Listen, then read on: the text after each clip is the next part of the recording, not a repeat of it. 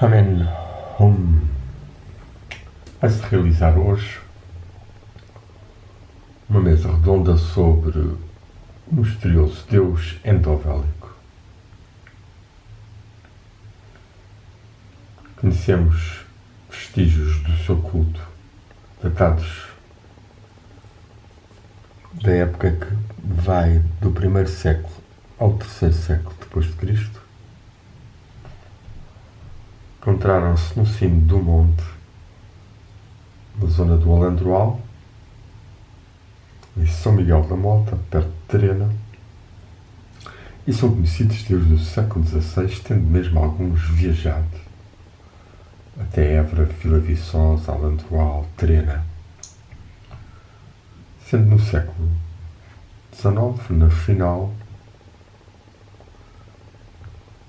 vistos ainda sob uma ermida cristã dedicada a São Miguel, e um ano depois, em 1890, trazidos para Lisboa, para a Biblioteca Nacional e depois para o Museu Nacional de Arqueologia em Belém.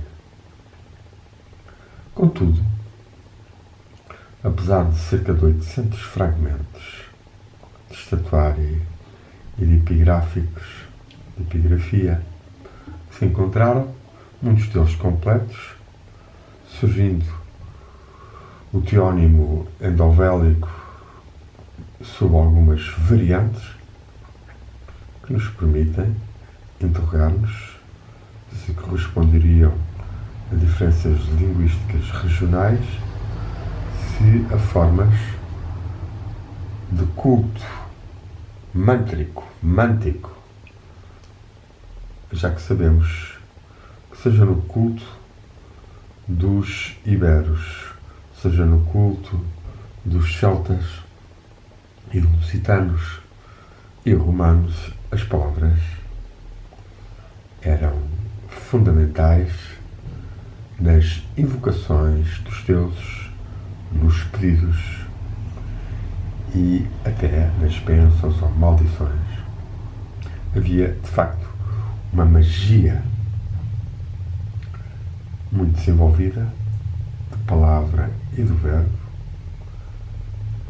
que tinha origens até muito remotas, nomeadamente no Egito, onde a palavra justa era fundamental. A invocação de endovélico é-nos, por várias razões, misteriosa,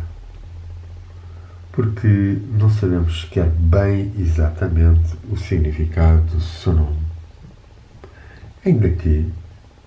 após as várias tentativas de arqueólogos, nomeadamente Leite Vasconcelos, José de Encarnação, Amilcar Guerra, Cardim Ribeiro e outros, parece que devemos convergir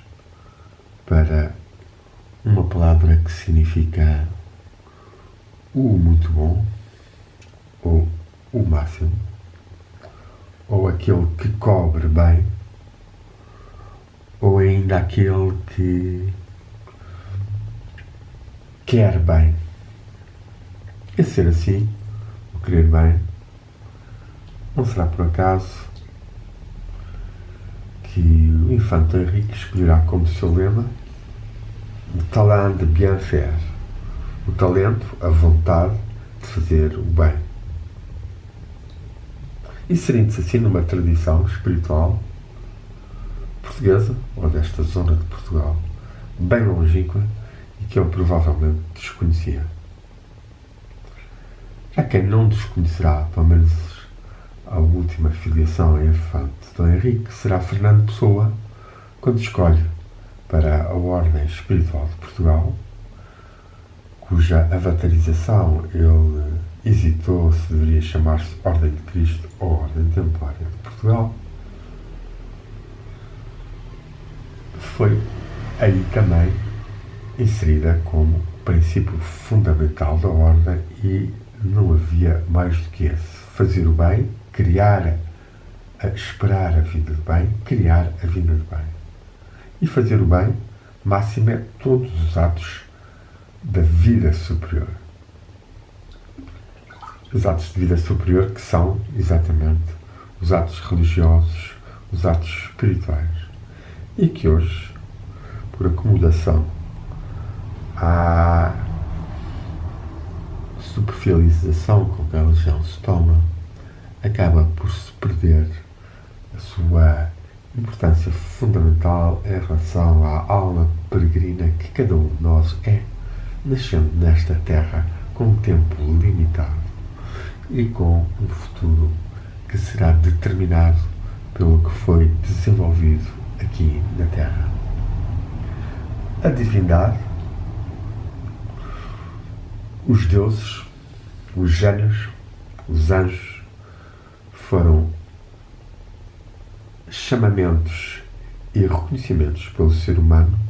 das dimensões desse mundo espiritual a que o ser humano também pertence, ainda que de uma forma apenas pressentida, tem consciência, a menos que desenvolva, e essa foi a função dos mistérios das religiões, os órgãos espirituais correspondentes à capacidade de ver ou de ouvir ou de intuir os mundos espirituais e os seus seres. Esta ligação misterial e iniciática encontra-se levemente indicada nos monumentos que nos restam do culto endovelico, já que uma delas faz o seu voto, oferece a sua ara a partir de ex viso, de uma visão, e noutra ara é afirmado ex imperator verno, por ordem do nível subtil, ctónico, subterrâneo, noturno, avernal ou mesmo até infernal, daimónico, que teria sido recebido por alguém, seja em sonho, seja em visão, seja em audição.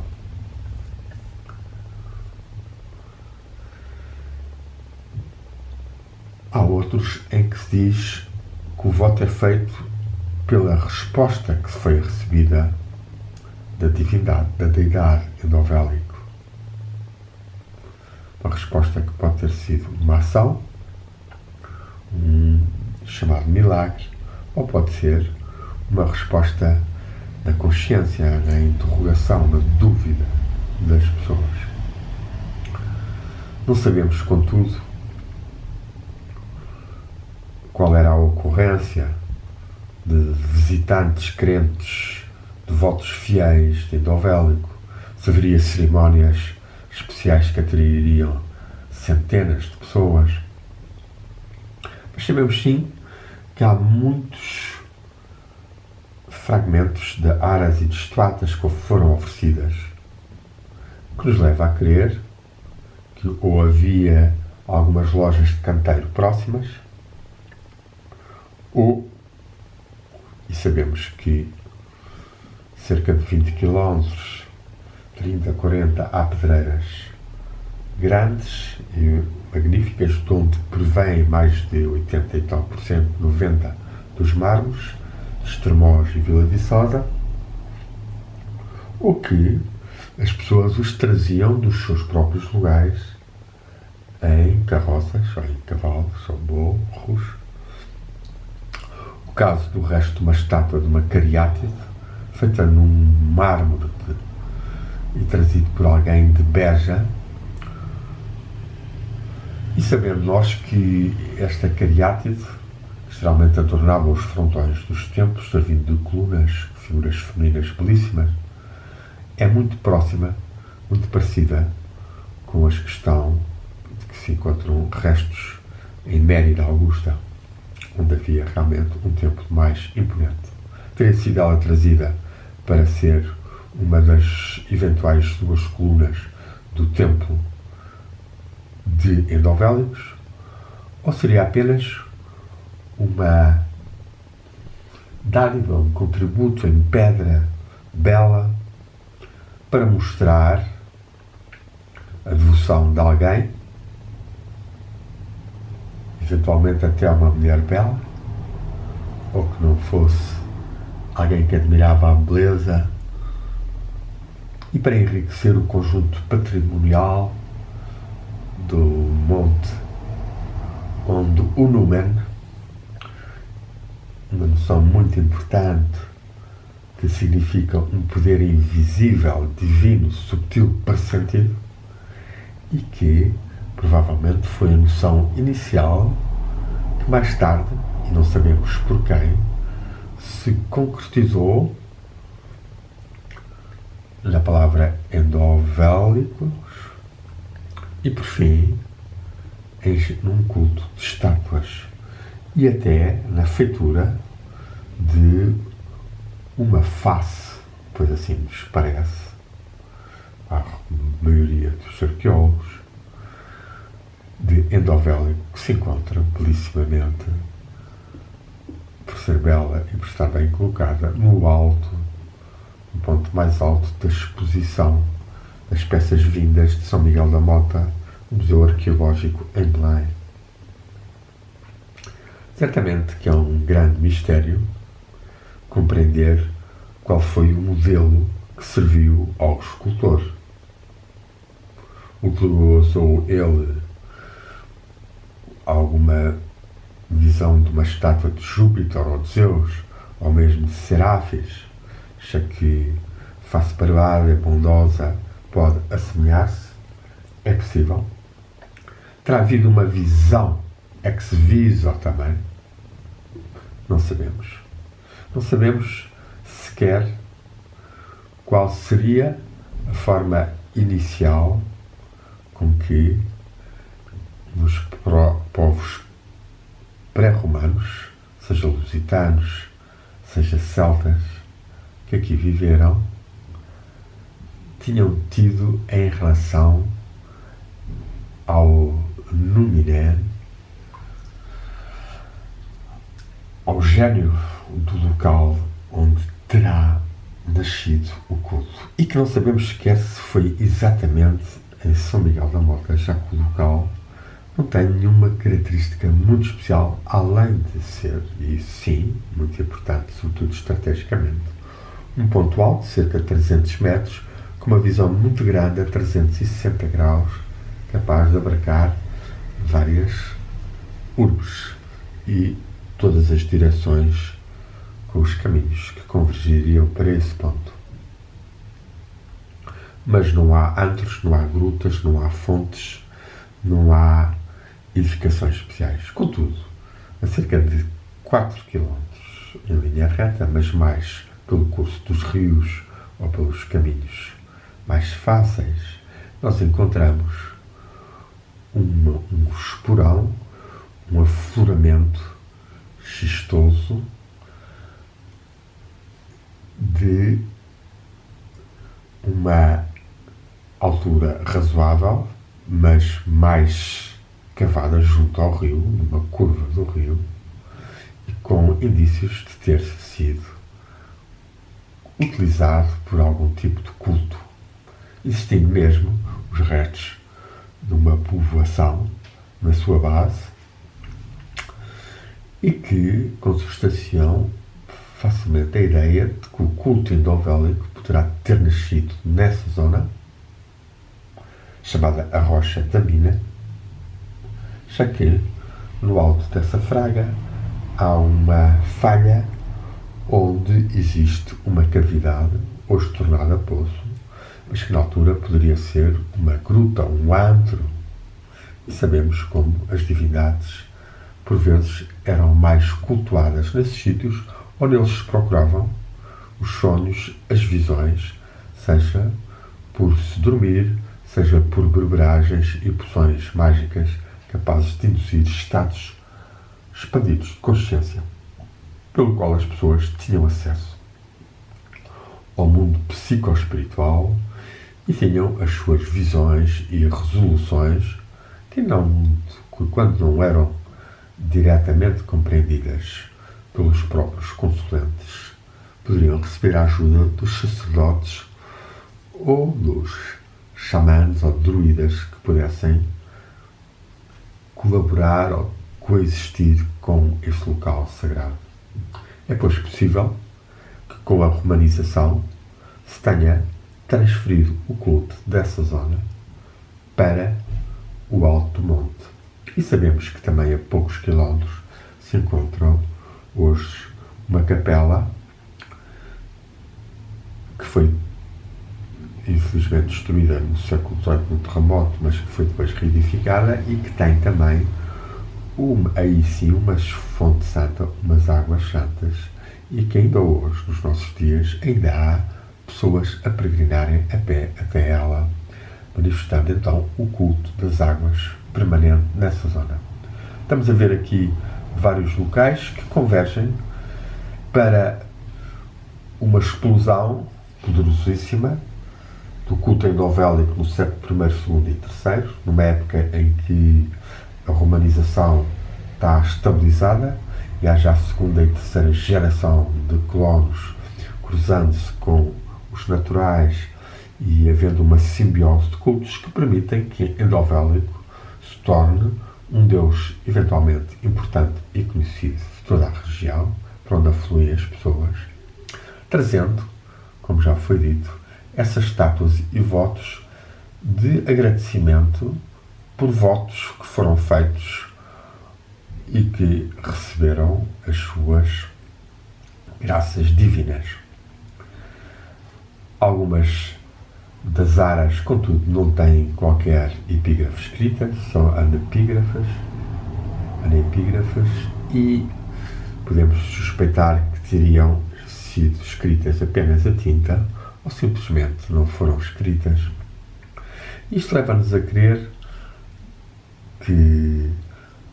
a ter a certeza que havia gente de todos os níveis sociais, destacando-se nesse aspecto uma das aras, aquela que foi oferecida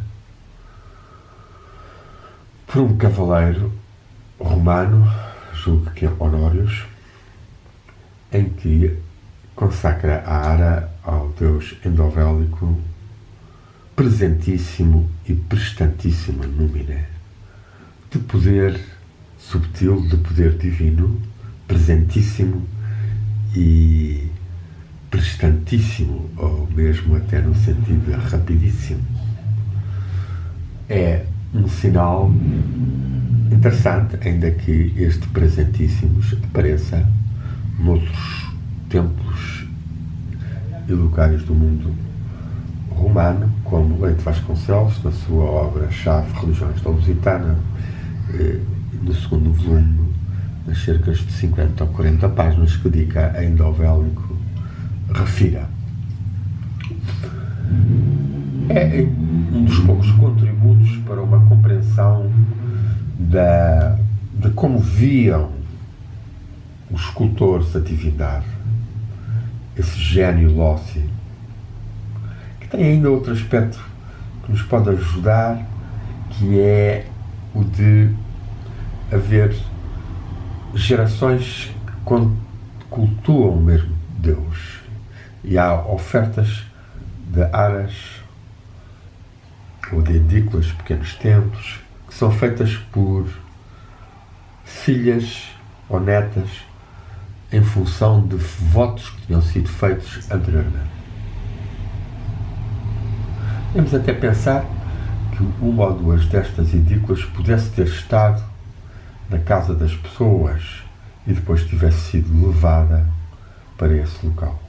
E podemos também suspeitar que nas suas casas as pessoas fariam as suas devoções em endovélico. Este aspecto do culto interior e íntimo, e sabemos que além do culto oficial, com sacerdotes, com ritos muito determinados e precisos, de qual uma das epígrafes nos fala ou indicia, dizendo que o voto foi ex religione, a partir do feito ex religione, feito segundo os princípios ou as determinações ou segundo os rituais, e podemos admitir que as aras que não têm sequer inscrição nenhuma, não houve uma consagração da ara no próprio local, não houve um rito e, portanto, era escusado pôr o nome, ainda que possamos interrogar-nos sobre esse aspecto de que as aras continham uma energia psíquica própria e que o deus Endovélicos não se alimentava de pedras, mas alimentava-se sobretudo da devoção e do coração que os devotos traziam e derramavam e depois consigo próprio levavam. E podemos ver então aqui Endovélico como uma face da divindade, uma face luminosa, uma face sutil, vista ex viso spiritualis, na visão espiritual de quem consegue meditar, dos que conseguem meditar, e o podiam ver ou como mera luz, ou como ponto de luz, ou mesmo como formas e forma. Daí a grande interrogação: será que Endovélico chegou a ter uma face que era reconhecida pelos seus cultos e reconhecida não apenas na estatuária, e podemos interrogar-nos quantas estátuas existem, pois nós temos apenas uma face cabalmente apta a ser considerada como de Endovélicos e um ex-voto de uma face esculpida numa pedra, que tanto pode ser de uma pessoa como dele próprio. Mas haveria outras estátuas de Endovélicos? Haveria outros seres a verem Endovélicos sobre essa face? Ou isso não era importante de facto, e o que se cultuava eram os poderes divinos, celestiais e ctónicos, subterrâneos, de fertilidade e de bênção, que dessem saúde, que fizessem as pessoas terem bom ânimo, tal como Deus, que significaria o querer bem, ou mesmo o endovolare, o cobrir e voar, o deslocar-se bem na vida e no mundo, tanto terreno como no mundo espiritual, como um psicopompo, que também alguns arqueólogos e intérpretes consideram-no, já que seria um ser que ajudaria as pessoas na passagem para o além, ainda que não haja muitas indicações neste sentido. Em relação aos tais altares que estavam dentro das casas, é importante afirmarmos esse aspecto interior da religião, aspecto interior que pode ser visto de um ponto espiritual ainda como de cada ser um templo, cada casa ser um templo, em cada casa haver um templo, e os romanos tinham bastante isso, e tinham os deuses do Ares, tinham os deuses Panates, os deuses Manes, dos antepassados, os deuses da casa, os deuses focular da lareira, ou seja, havia toda uma capacidade de sentir a presença divina em diferentes locais, o último e o mais importante dos quais seria o coração. Ex animo libem, oferecido de bom ânimo, libado, poderíamos dizer, feito como libação, oferecido em oração, em meditação, em canto, o nosso ser à divindade, o que se plasma em construção pétrea, em construção de templo, de forma interior, no templo que cada um de nós é, como várias religiões afirmaram mais tarde, tal o cristianismo sendo vós sois colunas do templo de Deus, pedras vivas do templo de Deus. Sobre esta pedra assentarei a minha igreja. Então, podemos conceber que nesta época dos primórdios do destacamento de Portugal das suas raízes, passando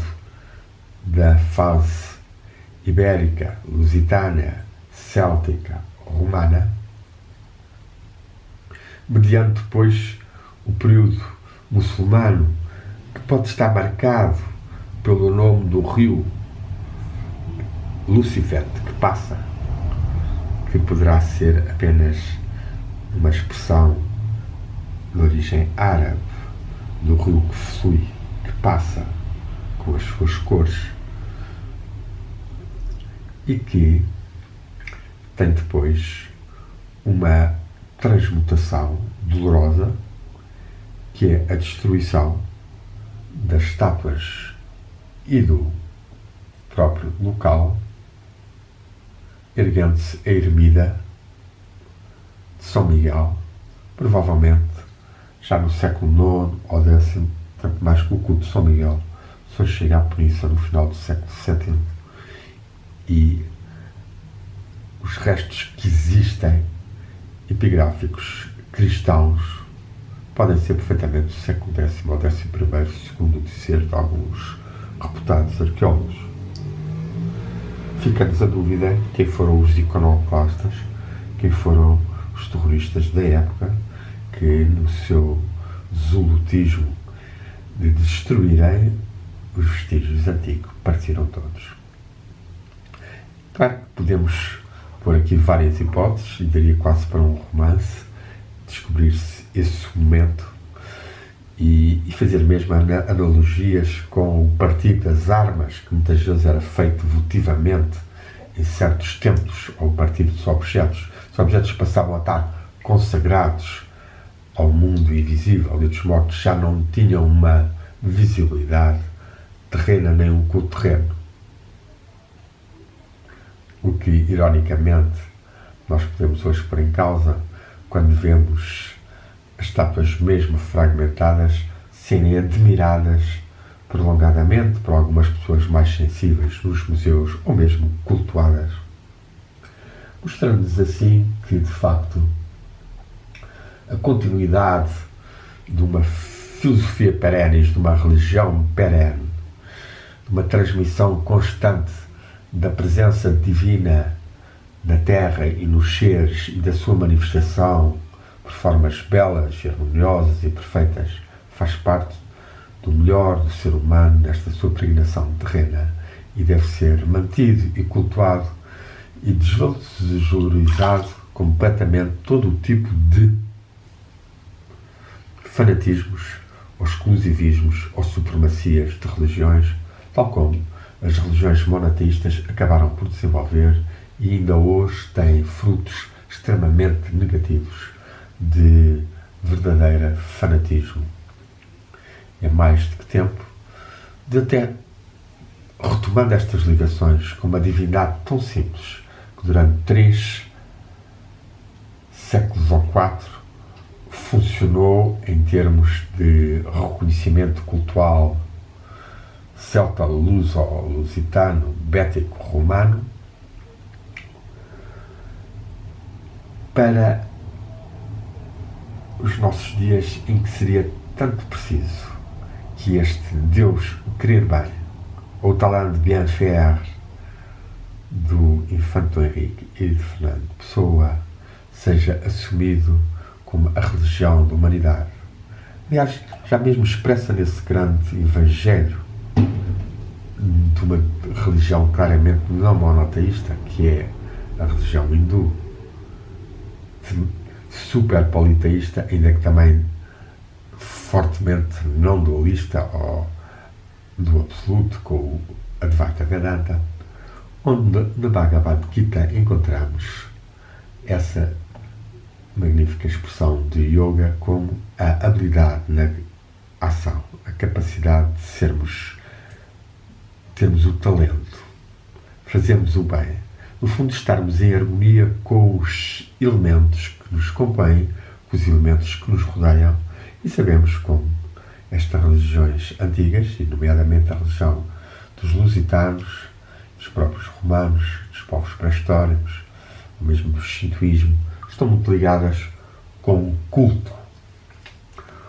da harmonia dos elementos e utilizando-os sabiamente, harmoniosamente, a água, o ar, o ferro, a terra, e vendo nelas presenças divinas, seja números como poder divino difuso, como autonomizado em gênios, em kamis, né, por exemplo, na tradição shintoísta, ou nos anjos e arcanjos, como no arcanjo da terra, o Spenta Armanat, da tradição persa, também estudada por homens como Henri Corbin, sobretudo, e Luís de Massignon, e que é um dos pontos também altos da espiritualidade e desta percepção mistérica e mística na qual o ser desenvolve as suas capacidades interiores através de um recolhimento, de uma separação, de uma ascese, de se tornar um sacer, um hieros, com um vigor interior capaz de abrir o olho espiritual ou de atrair as bênçãos divinas, ou se quisermos dizer hoje, do campo unificado de energia-consciência, com sabedoria, com intuições. Estamos bem de ver que a peregrinação a endovélicos, a utilização do seu nome, seja como endovel, seja como endovélico ou endovélicos, pronunciado em 2 fonemas, ou em 3, ou em 5, possa ser um mantra da tradição espiritual portuguesa e possamos receber nessas práticas algum tipo de paz, algum tipo de luz, como poderíamos receber ligando-nos com o nosso anjo da guarda, ou com o Mestre Jesus, ou com Nossa Senhora de Fátima, outra forma divina de um local que se afirmou poderosamente a partir do que terão sido a visão de 3 pastorinhos de entidades ou angélicas, ou divinas, ou subtis, ou imaginais, que terão influenciado e que deixaram também algumas orações valiosas, tais como a oração: meu Deus, eu creio-vos, adoro, espero-vos e amo-vos. Esta é uma oração belíssima que podemos todos usar. Meu Deus, eu creio-vos, adoro, espero, amo-vos e recebo-vos, acolho-vos. Acrescentaríamos nós para torná-los mais completa, e aí estaríamos dentro da linha que o nosso grande mestre da tradição espiritual portuguesa, Antero de Quental, falou ao referir-se ao Evangelho Eterno, uma expressão dos espirituais italianos, discípulos de Francisco de Assis, crentes no Espírito Santo, quando diziam que esse Evangelho Eterno tinha sempre uma página em branca. Diz-nos Antero, tem uma página branca para que cada geração escreva o seu contributo. E neste sentido, nós, seguindo Antero, que desejava que se criasse em Portugal uma ordem dos mateiros, seres que vivessem na floresta, no fundo a vigiassem e a protegessem e ao mesmo tempo se dedicassem à vida contemplativa, e nós sabemos quão isto é fundamental em Portugal. Quando vemos os poderes públicos e municipais menosprezarem completamente e apenas até venderem os lucros possíveis em relação aos incêndios, através do dinheiro das celulose, através do dinheiro dos combates aos incêndios, dos helicópteros, etc, etc, etc. Quão importante seria que este culto dos espíritos da natureza, este culto natural de endovélicos, este culto de uma ordem de mateiros, seres capazes de valorizarem a harmonia da natureza, a existência dos espíritos da natureza tão cultuados nesses tempos antigos de Portugal, como faunos, como banda, como rabe, como laroucos, o deus da montanha, da Serra do Larouco, da zona de trás dos montes, e que alguns pequenos grupos, pequenas comunidades, muitas vezes com muitas dificuldades de pessoas, de grupos alternativos, vão fazendo, e que é claramente um dos caminhos para tomarmos conta sabiamente da natureza e podermos obstar aos defeitos de um capitalismo selvagem que só procura consumir e explorar a terra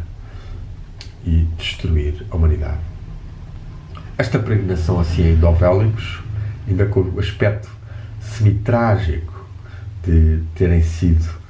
partidas todas as suas estátuas, ainda que tenha escapado a sua face, e que nos leva a interrogar, de facto, e voltamos de novo a esse templo interior, a essa área que era levada pelos romanos, para essa prática interior da divindade interior. Cada ser tem que descobrir a divindade em si, tem que descobrir a vera efígie da divindade em si, tem que estabelecer a sua relação com a divindade. A sua relação seja primeiro com o seu espírito, descobrir que além do corpo e do cérebro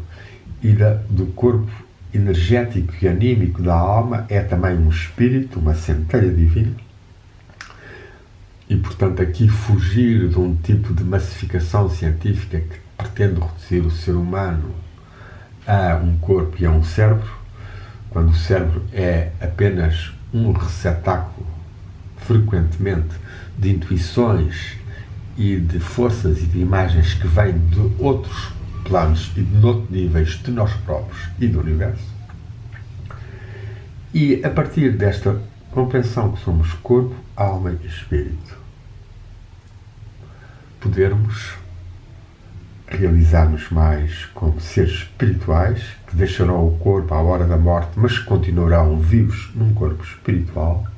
e que terão a sua ligação com a divindade, com os mundos espirituais, com os antepassados, conforme foi feito em vida. E então faz muito sentido estas áreas que, por exemplo, nos surgem de alguém que vem cumprir posteriormente um voto e que ainda assim é feito bom ânimo de alguém. Podemos interrogar-nos, de facto, esta pessoa está a sentir que está-se a aproximar da hora da morte e quer de novo cultuar e ganhar forças espirituais interligantes entre o mundo divino, entre os antepassados e si próprio? E isso leva-nos, de facto, a ver a continuidade energética tremenda que foi criada durante alguns séculos em São Miguel da Mota e que nos escapa completamente e que são um ser de grande capacidade de visualização amnésica, de recolhimento interior e de captação de um passado, tal como Dalila Pereira da Costa entre nós cultivou um pouco e disse mais de uma vez, e me disse pessoalmente, de ver e de receber, seja do seu anjo, seja de voz do mundo espiritual ou de imagens, o que se tinha passado anteriormente. É claro, sempre muito misturado com memórias, medos, desejos, e é toda a complexidade do que torna também, graças a Deus, absolutamente impossível de ser cientificado, normalizado e massificado e manipulado. Assim, a aventura espiritual de Endovélicos e dos seus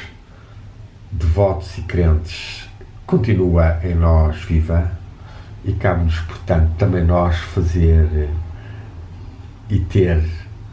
o templo, o altar, no nosso coração, onde arde a chama da nossa aspiração de querer bem, e nesse aspecto nós estamos ligados à tradição portuguesa mais antiga, a de Endovélicos, a de Endovel, e irradiarmos esta energia sempre que nos abrimos ou alta a ela e estamos puramente receptivos e silenciosos, ela entra dentro de nós, ela emana das profundidades de nós próprios também e espalha-se pelo corpo e pelo ambiente e depois pelas palavras, pelos actos, e assim a humanidade poderá ir evoluindo. Temos, pois, muitas graças a esta tradição endovélica, onde eu tive há dias, graças à pintora, a notável pintora, sobretudo de temas telúricos, e agora de Inês de Castro, a Maria de Fátima Silva, e o seu marido Nu, e o seu filho Simão, com quem eu estive a visitar realmente Rocha da Mina e o Santuário, e a sentir as forças poderosas, sobretudo talvez mais na Rocha da Mina, e tendo depois ido ao Museu Nacional de Arqueologia, ao Museu Leite Vasconcelos em Belém, a quem saudamos também como um dos pioneiros que realmente, com grande acuidade, tratou de vários destes aspectos, falando, inclusive, mais profundamente sobre a incubácio, sobre esse dormir nos locais, ou mesmo, ele admite a hipótese que se podia ser dormir não apenas nessas tais grutas ou antros, lembramos do antro das ninfas, de Porfírio, e também trabalhado por outros escritores como um dos clássicos da espiritualidade mística romana, e que poderia ser também realizada essa incubácio sob invocação divina noutros sítios. E como passamos tantas horas e temos tantos sonhos, seria bom que nós conseguíssemos consagrar-nos mais ao divino antes de sonharmos, ou fazermos mesmo certo tipo de práticas e de ofertas e de de sacrifícios, ou seja, tornar-nos fora da profanidade, da dispersão, da alienação que a televisão, os jornais, os espetáculos, que tantos eventos provocam, conseguirmos recolher suficientemente para verticalmente conseguirmos obter a relação espiritual que nos satisfaz, que nos clarifica e que nos permite sermos pedras vivas e dinâmicas, elos da grande cadeia ininterrupta da filosofia perennis ou do culto endovélico, o culto do fazer bem, de querer o bem, o belo e a verdade, que Antero, Fernando Pessoa, entre nós também tanto trabalharam, e outros, vários escritores ao longo dos séculos, e que nós podemos mesmo ver, de certa forma, ainda que aqui um bocado mais imaginativamente, na corrente do ouro ou prata, que um ofertante ou uma ofertante, provavelmente até poderia ser um sacerdote ou uma sacerdotisa, que leva uma pomba e uma ave e leva essa coroa, manifestando assim que todos nós somos elos de uma ligação para oferecermos o vinho do amor e oferecermos o voo da ave, do Espírito Santo, da intuição, da liberdade, valores que nos são muito caros a todos nós e que devemos verdadeiramente afirmar em comunhão com a tradição espiritual portuguesa, da qual endovélicos, indobólico, endobólico, algumas das variantes, foi um ser, foi um teónimo, foi um numen e é, de certa forma, ainda uma das faces da divindade na Terra, e nesta nossa Terra que nós queremos ver renascida dos fogos, do menosprezo, da submissão ao capitalismo selvagem, seja do glicosfosfato da Monsanto, que ainda agora na União Europeia foi aprovado pela Alemanha da Merkel, vendendo-se à Bayer, que está ligada com a Monsanto, surgindo Macron a fazer de conta que vai proibir dentro de 3 anos, tudo combinado. Portanto, de facto, a classe política mundial está muito vendida a quem paga mais, e geralmente é entidades que pouco têm ou nada têm de divino ou de quererem o bem. Não, são entidades que querem apenas o poder, o dinheiro, a destruição, e sabemos que muitas dessas entidades são países fanáticos, países imperialistas, países racistas, nacionalistas, que querem, sobretudo, os seus interesses apenas, sendo absolutamente indiferente à vida humana, como vemos, por exemplo, na mortandade que tem sido no Médio Oriente e, em particular, no Iémen, pelo país mais rico, um dos países mais ricos do mundo, a Arábia Saudita, miseravelmente, exterminando à fome milhares de crianças, danificando as possibilidades dos filhos e filhas de Deus que todos somos nós. É uma religião. E atrevem-se a o novo sheik que se vai afirmando como um ditador, chamar Hitler ou outros dirigentes, ou aparecer nas estradas em cartazes a abençoar em nome de Deus, como um ser desses pudesse abençoar o que é que seja. É grave, é dramático, como as religiões, a próprio Islão, os detentores da Kaaba têm tal violência, e como é que não é desmascarado como as religiões se tornaram e se afastaram do seu princípio, que era fazer o bem, querer a vinda do bem. Basta comparar com os bilhões que se gasta em armamentos. Com 1/1000 do que se gasta um país desses, poderiam-se construir não sei quantas fábricas no norte de África que seriam capazes de suster a morte de milhares de seres num Mediterrâneo sagrado. Os ventos da história seriam simples de serem reconduzidos se a divindade endovélica tivesse mais presente nos seres, o querer o bem, o fazer o bem, tal como Antero de Quental, Fernando Pessoa, Camões, Infante Dom Henrique e tantos outros quiseram, e fazemos nós parte, tal como essa sacerdotisa da estátua leva essa corrente de ouro, possamos nós ser elos da filosofia perene e deste amor que liga os seres, um amor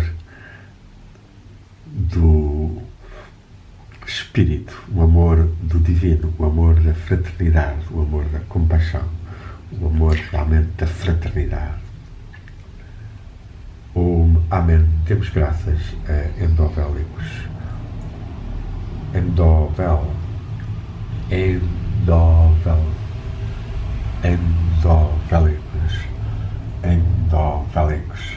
e oferecemos uma pequena chama, pequena força de fogo para endovélicos, para que na nossa alma haja mais fogo sagrado. Advenies, venha a nós o fogo divino, arda mais em nós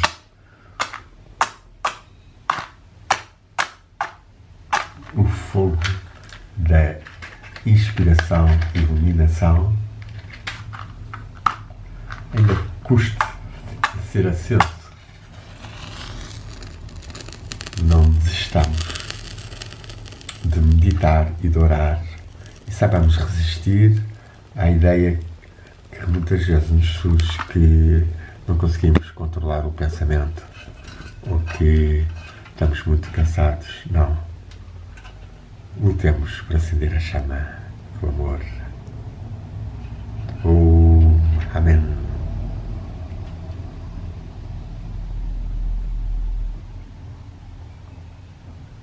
Pequena pedra trazida no chão do Nematon sagrado. Quem sabe, ainda que hoje esteja o Monte Escal,